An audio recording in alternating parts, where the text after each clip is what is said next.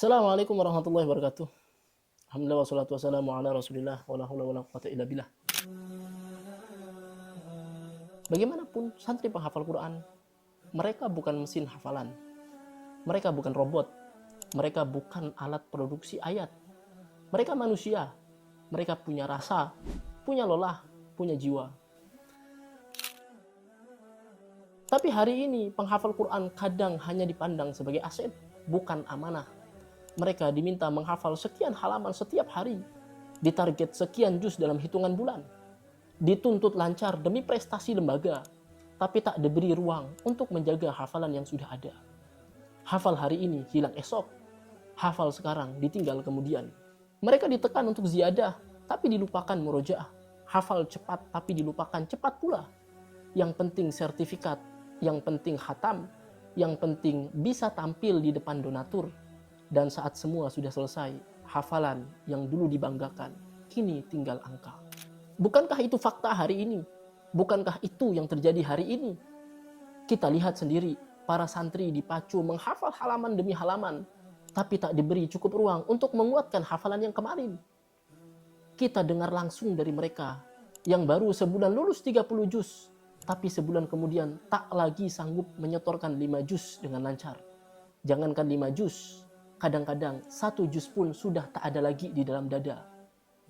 Kita pun sudah tahu, banyak dari mereka yang akhirnya menghafal untuk lomba, untuk ujian, hanya hafal untuk khataman, bukan untuk kehidupan, bukan untuk petunjuk dan pedoman. Dan sayangnya, kita pun menyaksikan, sebagian guru terpaksa mengikuti sistem yang menekan, bukan karena ingin, tapi karena lulus. Karena itulah standar yang dipatok atasan, karena itulah cara agar lembaga terlihat sukses. Masalahnya, sukses di mata siapa? Di hadapan siapa kita sedang tampil?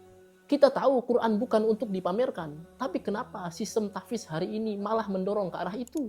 Dan lucunya, saat seorang santri berkata, "Ustadz, saya pengen merojah dulu, saya belum kuat lanjut ziyadah." Maka dia dianggap tak semangat, tak disiplin, tak layak lanjut.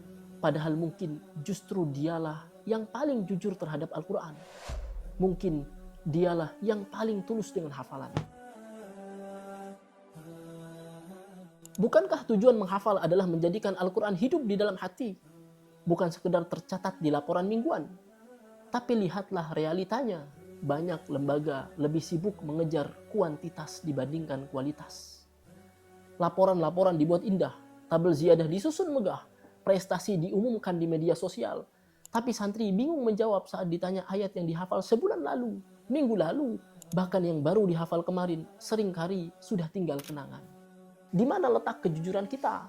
Di mana tanggung jawab ilmiah dan ruhiyah terhadap amanah Quran? Kalau santri adalah ladang amal kita, jangan panen dengan rakus hingga tanahnya rusak. Jangan mengatasnamakan kebaikan untuk mereka, tapi padahal kita merusak mental mereka. Seringkali karena ketidakjujuran kita dengan amanah tersebut, kita lupa bahwa ziyadah itu sunnah. Menghafal 30 juz itu sunnah, sedangkan murojaah itu wajib. Tapi kenapa yang sunnah kita agung-agungkan sampai wajib justru dikorbankan? Demi target hafalan 30 juz dalam setahun, 30 juz dalam 6 bulan, bahkan 30 juz dalam sebulan. Para santri diminta lari tanpa henti, bahkan ketika mereka menangis karena hafalan tercecer. Mereka diminta tetap lanjut, seolah-olah mereka kuat. Mereka bukan kuat, mereka dipaksa. Dipaksa demi mengejar jumlah, bukan ruh. Didorong untuk hafal, tapi tak diberi waktu cukup untuk mengikat hafalan itu di dalam dada. Maka jangan salahkan mereka kalau nanti banyak yang lupa. Salahkan sistem yang memaksa bertumbuh tanpa akar. Tidak salah ziyadah, tidak salah selesai cepat, tidak pernah salah menghafal dalam setahun, setengah tahun, 40 hari, bahkan 30 hari. Tapi yang salah adalah saat mereka dipaksa menyelesaikan itu, tapi tak pernah diberi ruang untuk menikmati hafalannya. Yang salah adalah saat mereka hanya dituntut untuk ziyadah, tapi tak pernah ditanamkan kepada mereka hakikat menghafal yang sebenarnya. Bahwa hafalan bukan tentang berapa yang sudah mereka setorkan, tapi tentang berapa banyak yang mereka jaga dan pertanggungjawabkan di hadapan Allah Subhanahu wa Ta'ala.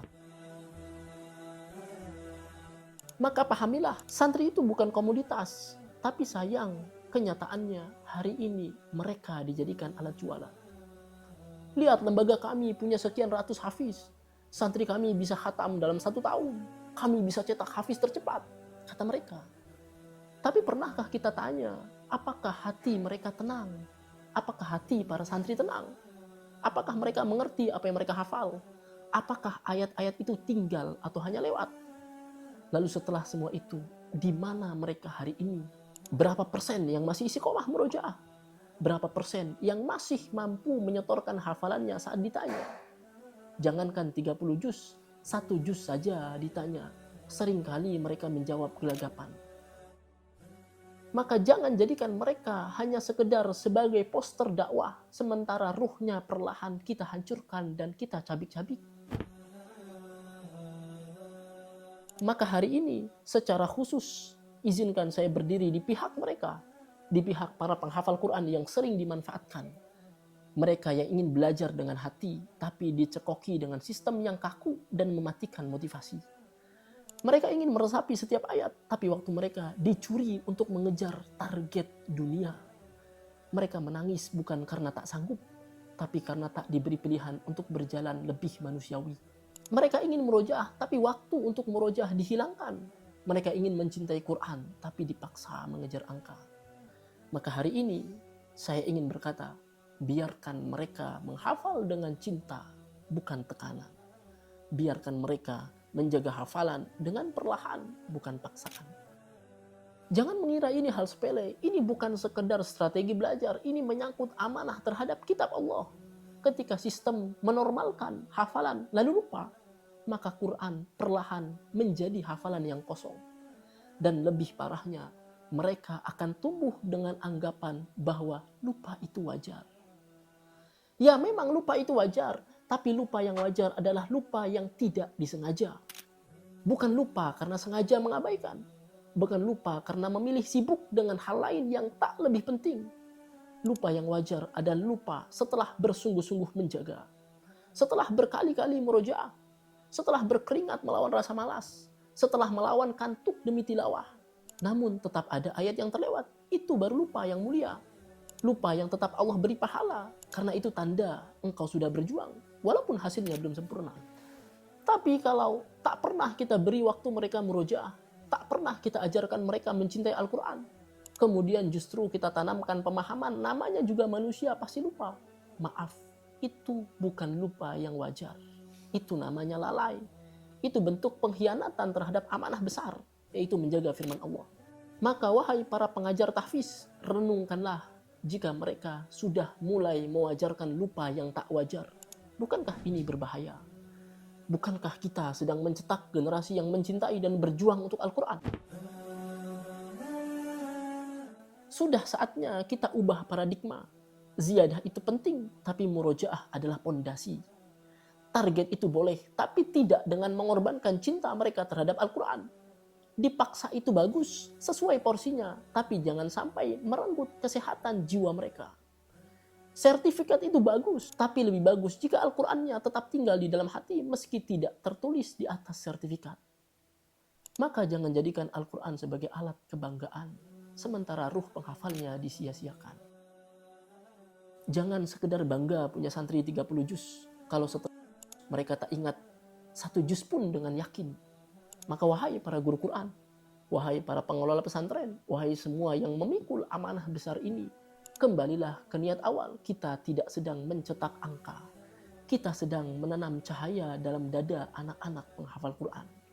Biarkan mereka hafal dengan cinta. Biarkan mereka tumbuh perlahan tapi kuat. Biarkan Quran tinggal bukan sekedar lewat. Karena saat kelak mereka berdiri di hadapan Allah, tak akan ditanya seberapa cepat hafalannya, tapi seberapa jujur mereka menjaga ayatnya. Dan seberapa ikhlas kita mendidik mereka. Bukan untuk lembaga, tapi untuk surga mereka dan surga kita. Barakallahu fikum. Assalamualaikum warahmatullahi wabarakatuh.